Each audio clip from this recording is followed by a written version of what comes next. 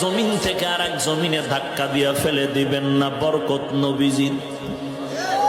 আদম নবী বলেন, আমি আদম নবী হওয়ার পর একটা মার্জিত ভুল করার কারণে আল্লাহ তাআলা আমার স্ত্রীর থেকে আমাকে আলাদা করে দিয়েছে।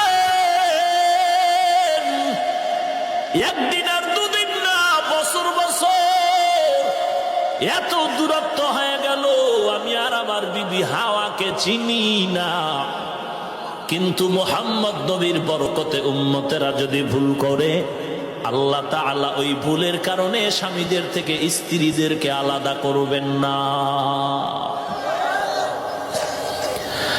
আদম নবী বলেন, 4 নাম্বার আফসোস, আমি আদম নবী হওয়ার পরেও মার্জিত ভুল করার কারণে বছর বছর পর্যন্ত আল্লাহর কাছে কান্না করেছে। এরপরও আল্লাহ ক্ষমার জন্য একটা জায়গা নির্ধারণ করে দিলেন, জাবালে রহমত। ওই পাহাড়ের চূড়ায় গিয়ে ক্ষমা চাও, বলো রব্বানা যালামনা আনফুসানা ওয়া ইল্লাম তাগফির লানা ওয়া তারহামনা লানাকুনান্না মিনাল খাসিরিন। আদম নবী আল্লাহর কাছে ক্ষমা চাইলেন ওই রহমতের পাহাড়ে গিয়ে।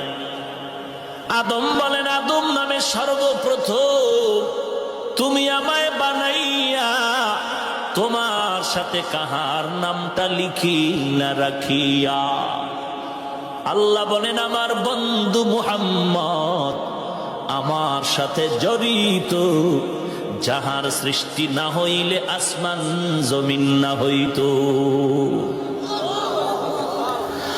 আদম নবী বলেন, আমি ভুল করে কেঁদেছি শত শত বছর।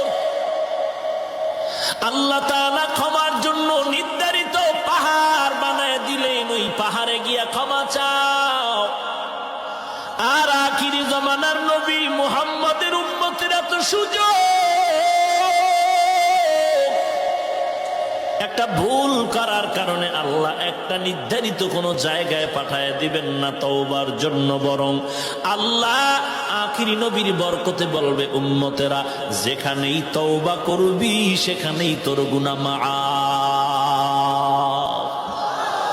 ইমামুল আউয়ালিন আল আখিরিন বহরে সদকা রহমাতাল লিল আলামিন সাইয়্যিদুল কাউনাইন খাতমুল মুরসালিন আখির আমদ বুদ ফখরুল আউয়ালিন।